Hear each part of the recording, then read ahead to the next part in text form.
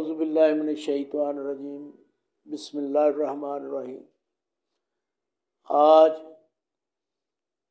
सांगला में मोहल्ला इकबालपुरा में जो वाक़या पेश आया, दिल खून के आंसू रो रहा है। दो बच्चे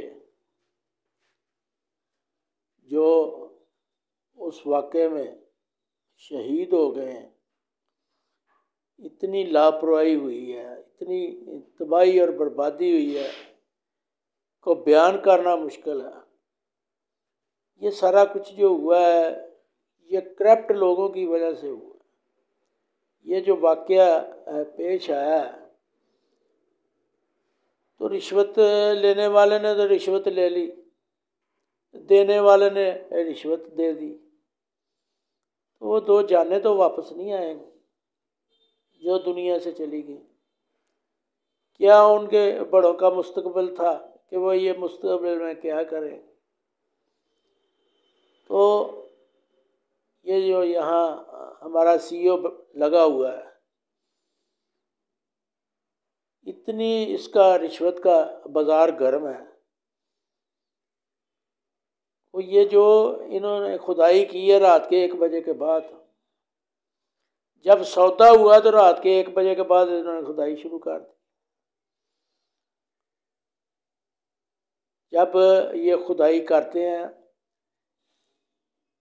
तो पहले यहाँ बेसमेंट बनती है, कानूनी लिहाज से जो दाएं और बाएं आगे पीछे के लोग होते हैं उनसे इजाज़त लेना पड़ती है, जो कि इन्होंने नहीं ली।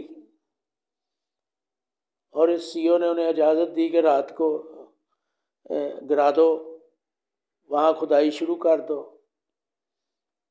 तो वो गरीब लोग जिनकी एक तो जानें चली गई और दूसरा उनका मकान गिर गया। तो मैं ये कहता हूँ कि ऐसे करप्ट नहल लोग जो किसी सियासी असर के ज़रिए यहाँ आए हैं, तो ये जो जुल्म हो रहा है, जबर हो रहा है, दिन रात रिश्वत जो ली जा रही है, तो इसको कोई पूछने वाला नहीं है। तो मैं अपनी पूरी ताजर बरारी की तरफ से, सारे सहाफ़ी भाई भी वहाँ गए थे मौका पर, मैं उनकी भी तरफ से, अहलियाने शहर की तरफ से मैं ये इस्तदा करता हूँ कि इस नहल CEO को, करप्ट CEO को, जिसने जो बदतरफ मुलाजमीन थे उनसे रिश्वत वसूल करके खुद ही उनको बहाल कर दिया, और वो सुबह से शाम तक CEO के लिए रिश्वत इकट्ठी करते हैं, तो कहते हैं कि हमारा कोई कुछ नहीं बिगाड़ सकता। तो ये करप्ट हुक्मरान हम पर कब तक मुसल्लत रहेंगे? मैं समझता हूँ कि ये CEO ना होता तो सांगलाल में ये वाक़या पेश ना आता, और ये सारी इसकी ज़िम्मेदारी है। और मैं ये समझता हूँ कि अगर कुछ ना हुआ तो इस केस में मरकज़ी अंजुमन ताइना जो है वो फ़रीक बनेगी और हम उनका पूरा केस लड़ेंगे। तो ये 322 दफ़ा लगा कर उस जो जगह का मालिक है उस पर सारा बोझ डाल दिया गया है।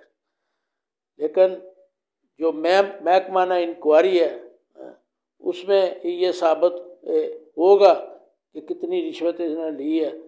तो कैसे ये इन्होंने उनको लोगों को ये इजाज़त दी कि रात के अंधेरे में ये काम डाल दें। तो मेरी हकाम बाला से, डिप्टी कमिश्नर से, कमिश्नर साहब से और वज़ीर आला पंजाब से मेरी दरख्वास्त है, इस करप्ट आदमी को जो मेरे शहर में मुसल्लत किया गया है, इसको फौरी तौर पर मुअत्तल करके और ये केस इस पे डाला जाए, ना कि उस जगह के मालिक पे डाला जाए, इस पे वो केस डाला जाए ताकि ऐसे वाक़यात आइंदा पेश ना आए। ना इनके पास कोई NOC है, ना उस बिल्डिंग का किसी हमसाए से पूछा गया है। तो ये सारे मामला जो है ये कानून के ख़िलाफ़ हैं। और अगर ऐसे ही हुक्मरान, ऐसे ही मुलाजम पेशा लोग हम पर मुसल्लत किए गए तो फिर मैं समझता हूँ कि हमारे शहर का अल्लाह ही हाफ़िज़ है। तो ये देखो आप, चंद माह पहले की बात है कि इसने सारी दुकानें सील कर दी। तो दुकानदारों को 2-2 माह 3-3 माह घर में बिठा दिया। तो उनके बच्चे नहीं थे? क्या ये जुल्म नहीं है? मैं पूछना चाहता हूँ, ये जो लोग इसको लाए थे कि ये बहुत अच्छा आदमी है, हम सांगलाल में आप पे ऊपर मुसल्लत करने लगे हैं, और शर्म से डूब मरो। बस मैं यही कहना चाहता हूँ कि शर्म से डूब मरो, शर्म से डूब मरो। तुम्हें शर्म आनी चाहिए ऐसे बंदों को यहाँ लाने में। और फिर कहना इक़्तिदार में आके, इलेक्शन में आके आपने कहना कि हमें वोट दो। तो आप देखो, अपने गिरेबान में झाँको कि आप इस पब्लिक के वोट के हकदार हैं या नहीं हैं। तो आप, मैं समझता हूँ अगर मेरा शहर ये मेरी बात को समझे तो इन लोगों को वोट ना दो, इनकी सपोर्ट ना करो, और ये जब आपके पास वोट लेने आए तो इनको जूते मार के भगा दो, ये इसी काबिल है। तो मैं, आप फिर दोबारा इस वाक़या की, मैं समझता हूँ मुकम्मल इंक्वायरी होनी चाहिए और उन लोगों को कैफ़े किरदार तक पहुँचाना चाहिए जो इसमें मुलव्वस है।